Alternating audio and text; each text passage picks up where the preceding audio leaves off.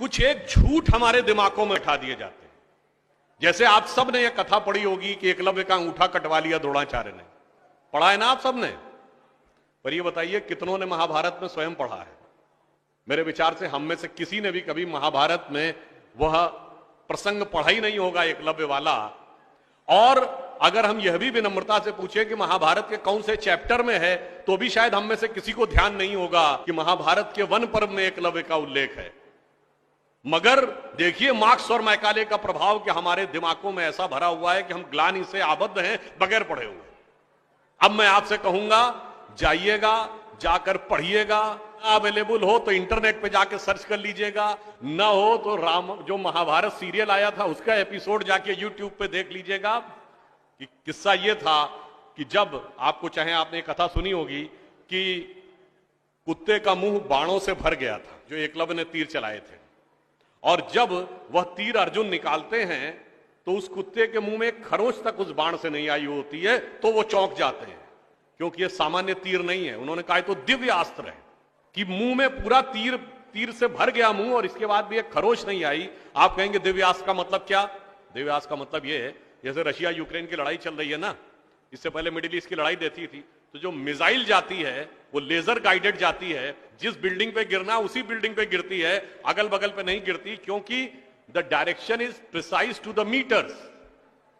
पर अगर मुंह के अंदर जाए और खाल पर खरोच ना आए, इसका मतलब it is so much strongly guided that it is precision to the micrometers. तो जब ये वो देखते हैं ये दिव्यास्त्र चलाना, तो उन्होंने कहा दिव्यास्त्र राजा चला सकता है, ये कैसे सीखा इसने?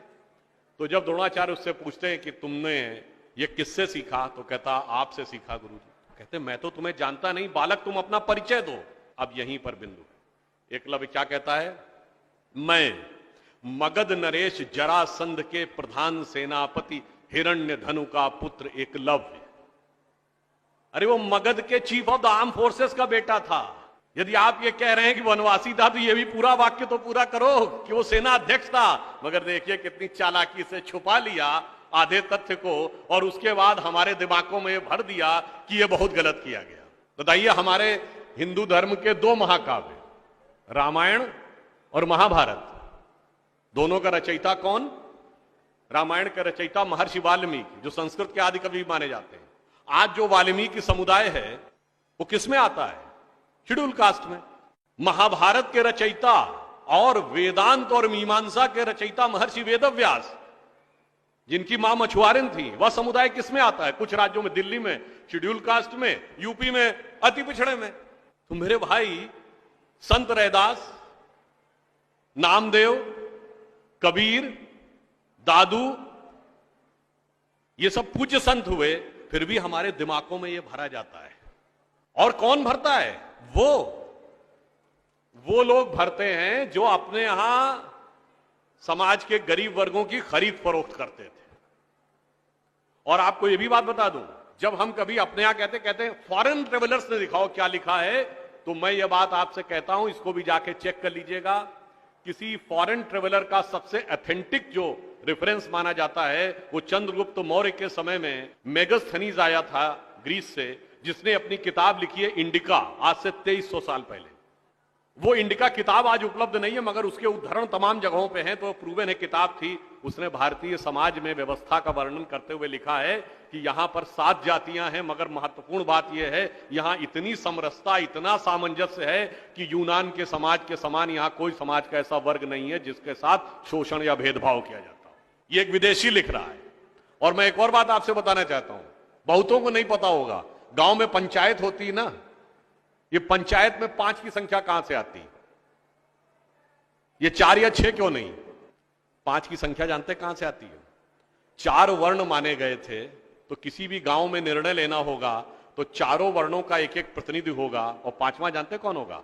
गांव के बाहरी क्षेत्रों में रहने वाले वो वनवासी जो प्रत्यक्ष रूप से गांव का हिस्सा नहीं है, पर हमारे निर्णय का प्रभाव उनके जीवन पर भी पड़ेगा, तो 5वां प्रतिनिधि उनका होगा। वहां से यह पंचायत का भाव आता है। और फिर मैं आपसे कहना चाहता हूं, हमारे दिमाग में एक और चीज भर दी गई कि जाति व्यवस्था हमने बनाई।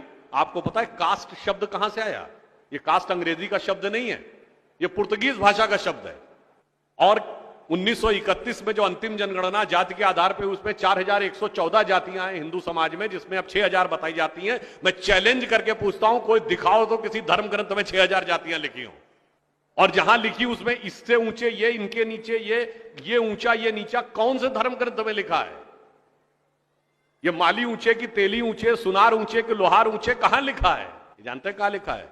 एक British census commissioner Herbert Risley द्वारा किए गए सेंसस में हिंदू समाज को जातियों में विभाजित करके ऊपर से नीचे तक लिखा गया, और फिर वो हमारे ऊपर अध्यारोपित कर दिया गया है।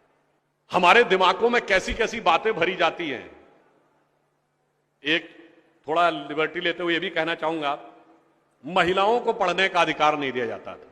अब यह बताइए, हमारे यहां दिल्ली में लोगों को ध्यान नहीं होता है, आप लोगों ने मैत्री कॉलेज और गार्गी कॉलेज है ना, ये मैत्री और गार्गी कौन थी? ये वैदिक काल की 20-22 विदुषी स्त्रियों में से एक हैं। गार्गी ने ऋषि याज्ञवल्क्य के साथ शास्त्रार्थ किया। फिर मैं चैलेंज करके कहता हूं, दुनिया में कोई दूसरा धर्म संस्कृति बताइए जहां धर्म पे टिप्पणी करने का अधिकार किसी महिला को हो और किसी धर्म के ज्ञाता के साथ शास्त्रार्थ करने का अधिकार। फिर हमको समझाया जाता है कि हमारे यहां बराबरी नहीं थी।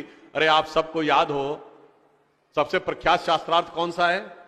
आचार्य मंडन मिश्र और आदि शंकराचार्य के बीच में। दोनों के बीच में जो शास्त्रार्थ हुआ, उसका जज कौन था? आचार्य मंडन मिश्र की पत्नी उभय भारती।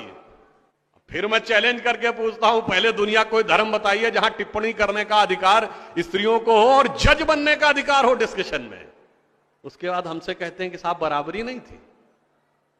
इसलिए मैं कहना चाहता हूं कि हमारे यहां तो समाज में जिस प्रकार से एकाकार करके सबको साथ में लिया जाता था, बराबरी का तो आलम यह था, बराबरी नहीं थी, यह सच है। हमारे यहां बराबरी नहीं थी, हमारे यहां मातृशक्ति को पहले रखा जाता था। इसीलिए हम क्या बोलते हैं? सीताराम, सीता पहले राम बाद में। लक्ष्मी नारायण, लक्ष्मी पहले नारायण बाद में। गौरी शंकर, गौरी पहले शंकर बाद में। राधे कृष्ण, राधा पहले कृष्ण बाद में। माता पिता, माता पहले पिता बाद में। और इसीलिए हमारे जितने भी प्रतीक हैं, भारत भी माता है, धरती भी माता है, प्रकृति भी माता है, गीता भी माता है, गंगा भी माता है, गाय भी माता है, गायत्री भी माता है।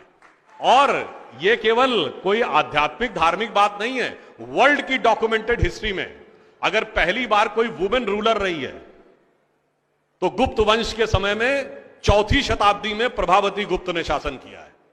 उसके बाद अहिल्याबाई होलकर, रानी दुर्गावती, रानी झांसी, वो सब तो आपने बहुत सुना होगा। अब वो लोग आके हमको समझाते हैं कि बराबरी नहीं